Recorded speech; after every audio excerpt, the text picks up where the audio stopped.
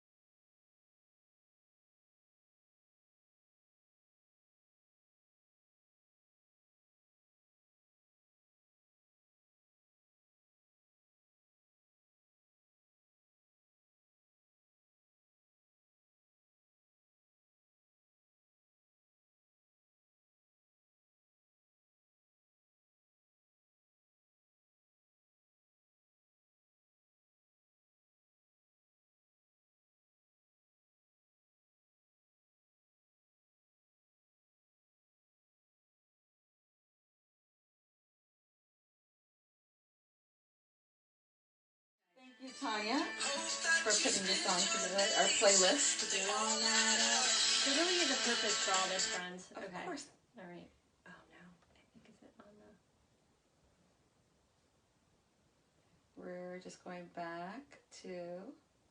Should we test it to see if it went or do you just want to go ahead with it? We just can't... We're touching it. It probably did. Oh, I'm not going to put my thing there. Maybe that's the thing. Okay. All right. Let's do this. Are you ready? Almost. All right. All right. Episode 5. Episode 5. Autopilot. Let's do it. Hello, everyone, and welcome to episode 5, where we're going to be chatting about something I personally don't really love and something I really want to nip in the bud, but I haven't gotten to it yet, and that's living life on autopilot. I know. Right? Yeah. Tanya? Yeah. Tanya, I know that you and I have talked about this quite a bit, and I love how you refer to it as, I love and I hate, actually, how you refer to it as living each day on wash, rinse, and repeat. Putting it on the wash, rinse, and repeat cycle, and who wants to do that, right? Who really wants to do that? Not me, for sure, but it happens. I know it happens. Raise my hand here, because life is, quote-unquote, busy. No, I mean, I can relate to that, and that's actually a theme that seems to have resonated with several of those who have listened to our first 4 episodes, and that they feel like they're living on that autopilot, but they believe they just don't have the time to snap out of it. Snap out of it, that's right. And many of us, as I sit here raising my hand again, are so super nonstop busy that we don't have the time to hit pause, and we don't have the time to dream, to think about where we even may want to be in 5 years from now. And I'm going to give you a little truth bomb. She loves her here. truth I do, I love it. It's very therapeutic. But my truth bomb is that sometimes I honestly don't even know where I'm going to be, like more than a couple days in advance. And I know that there are a lot of people out there that are with me on that, right? So it's been really great to hear that the Dream Board Social Club is really on its way to, in my opinion, to creating an accountability community for all of us, where we can inspire, where we can motivate, and where we can challenge each other to dream and truly create the life that we really want to live, Yeah, so I'm going to take a pause here, and I definitely want to get back to what you just said. Okay. But I want to take a pause to quickly say, did I do this right? No, hold on. Okay, so super thankful for everyone talking and giving us feedback that they've found value in what we've been talking about, and I just think it's really helping us craft exactly what content we want to make and how we want to be, how we want to be able to provide value to you guys. So please just keep doing it. We'd like to know what is relevant, what's meaningful and purposeful, and Definitely. just appreciate you hitting the subscribe button and commenting on that.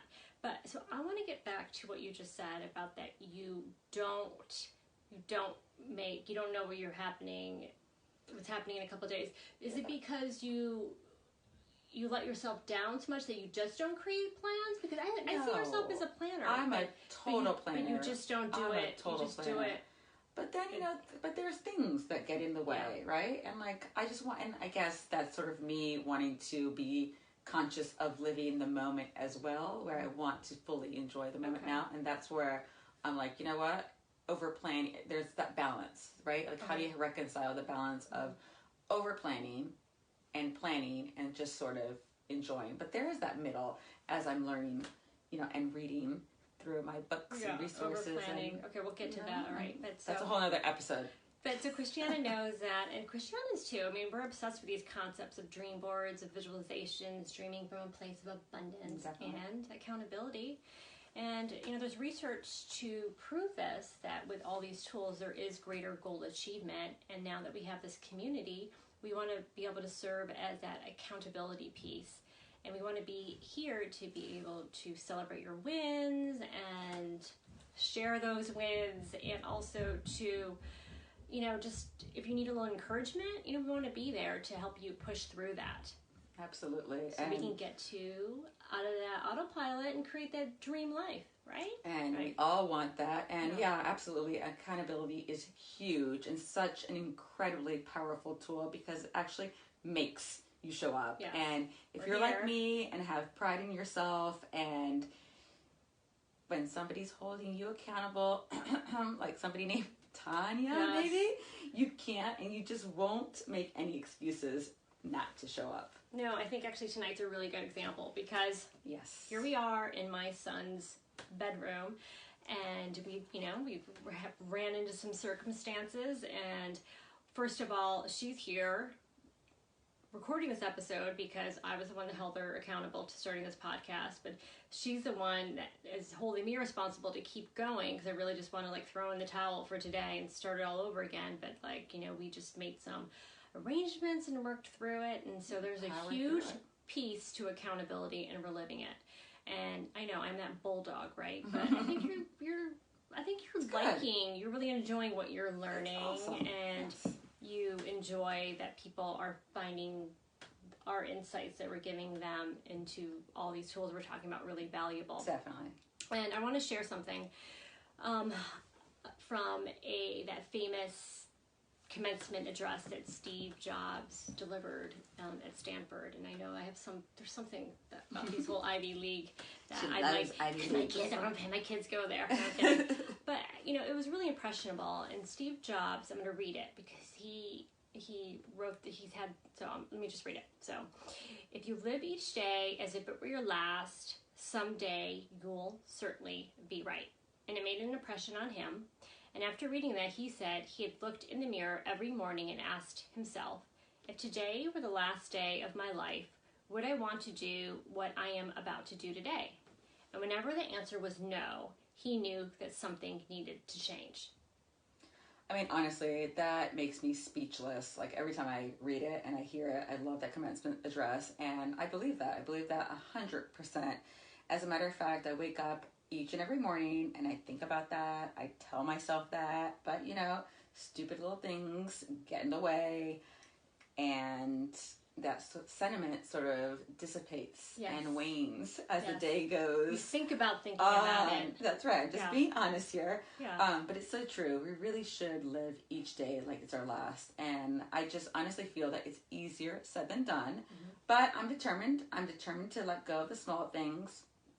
Right, Javier? Embrace them, not fight them. But honestly, that's so hard, Tanya. That's so hard. I know. I'm with you. But that's why I joined this monthly self-coaching program. And because of this program, we're diving deep into time management. And that was what I'm doing this month. And my first step was to record 24 hours of my day the day before.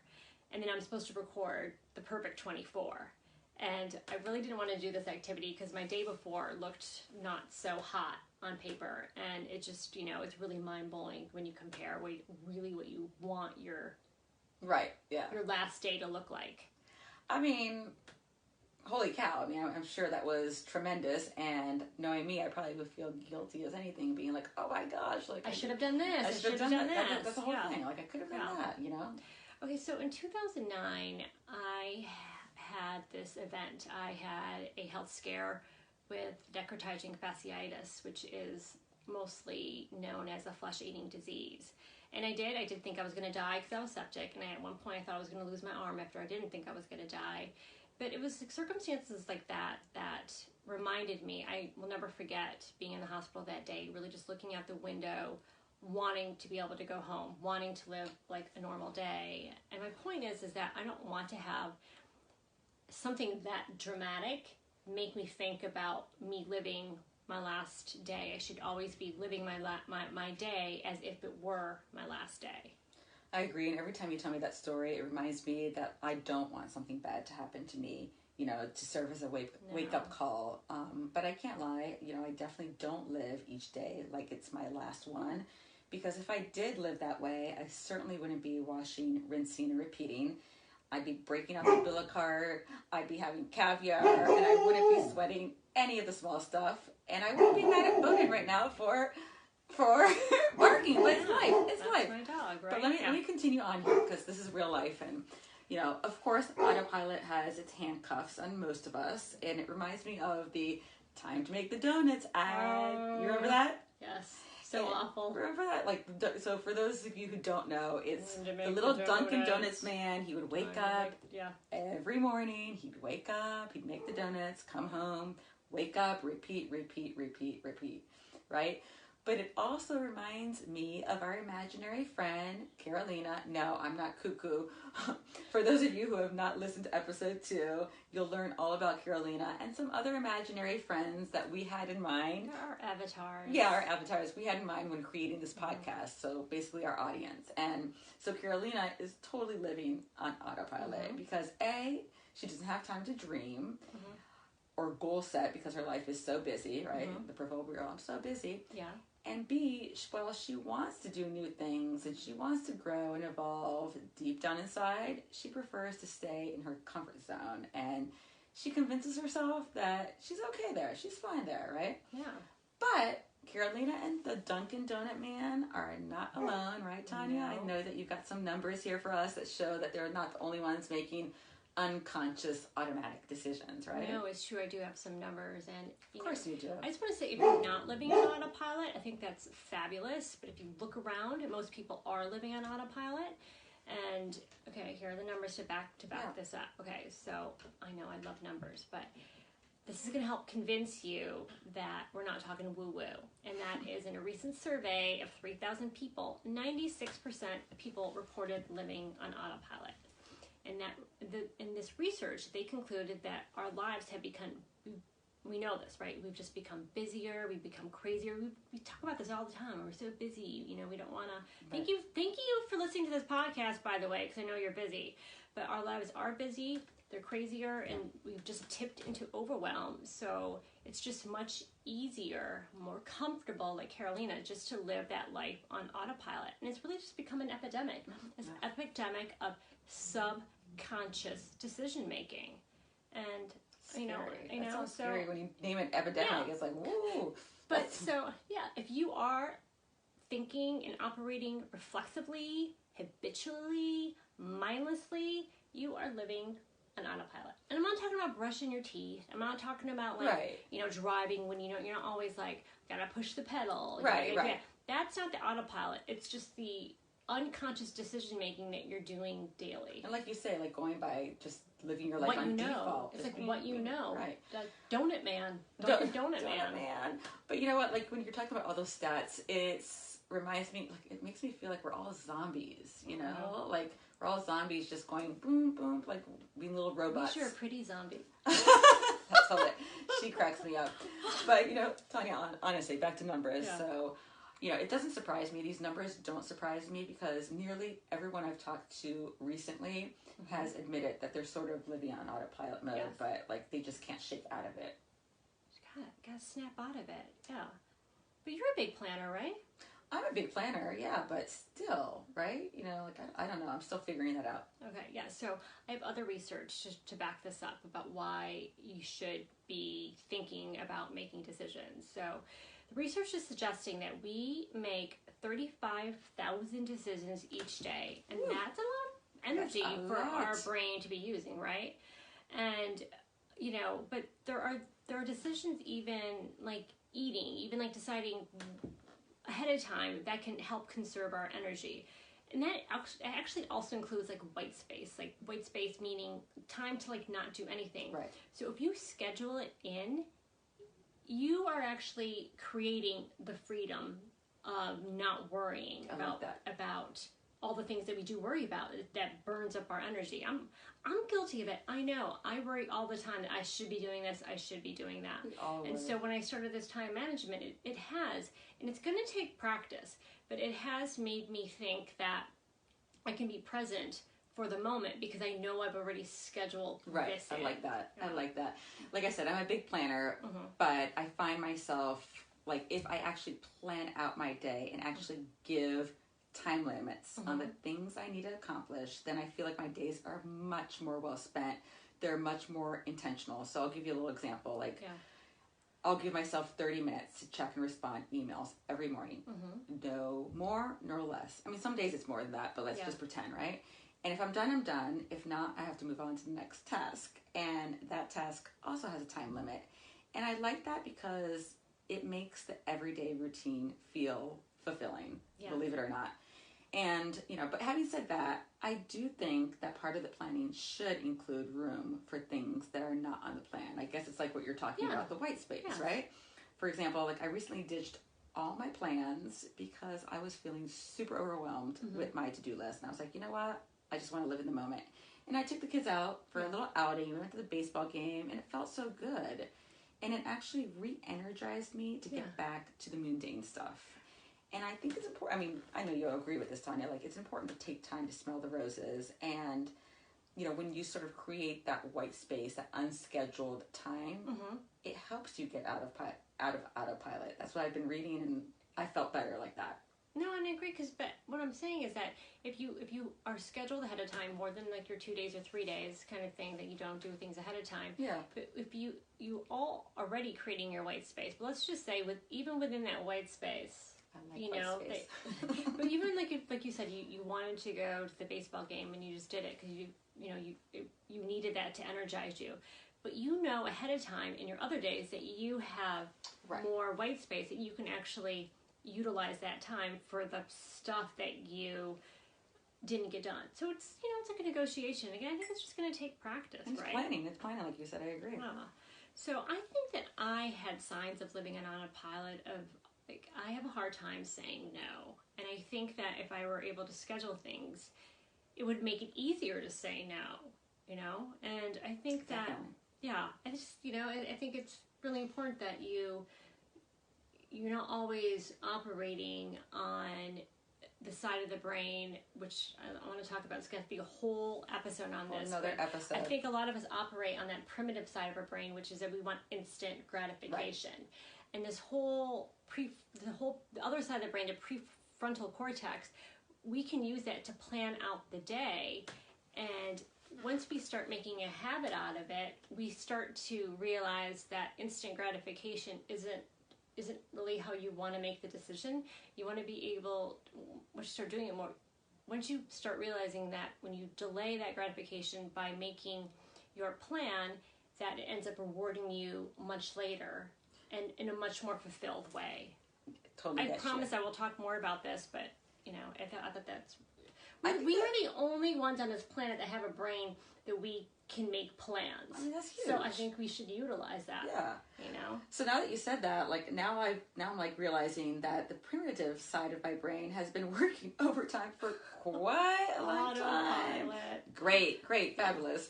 But I guess I'm I'm not actually kidding. Yeah. But I guess that makes me realize that I have to be conscious of utilizing my prefrontal cortex. Yes. Gosh, I'm sounding so brainy, Tanya.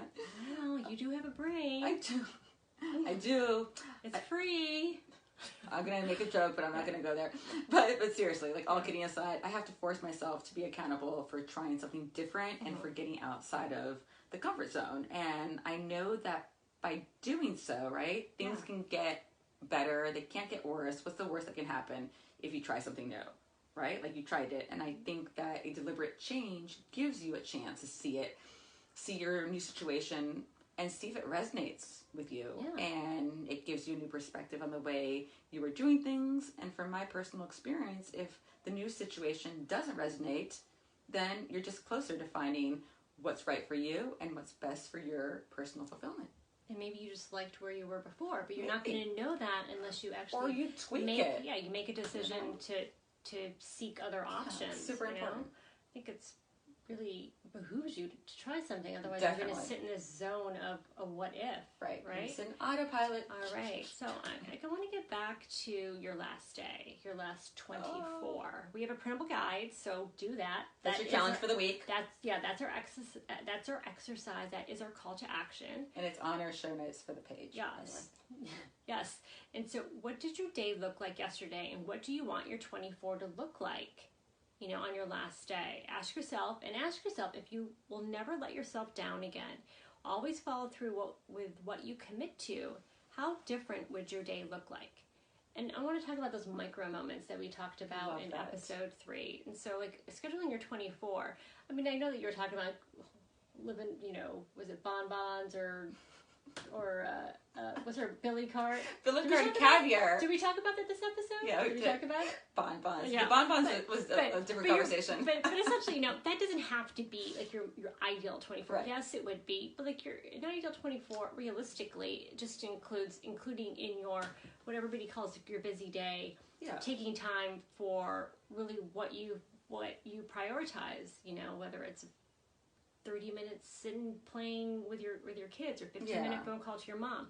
But it's really micro moments that you can put into your 24. It doesn't have to be a huge block of time, right? It's something. But I think, let's, like I said, it's going to take practice.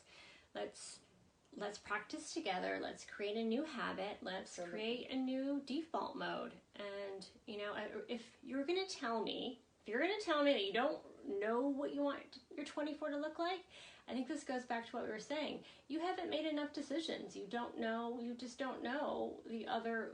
You got to start. You're only going to know by trying things what you want and what you don't want. And we're going to unpack that later. Yeah. I don't mean to get so riled up on that because I think that's really huge, right? Yeah, we're going to talk about that when we talk about our brain, right? Yeah. In a future episode. And talking about future episodes. Who do we have next week, Christiana? Well, we're excited about next week because we're talking to business guru Amanda Boleyn from the She Did It Her Way podcast. And it's such a great interview because so good.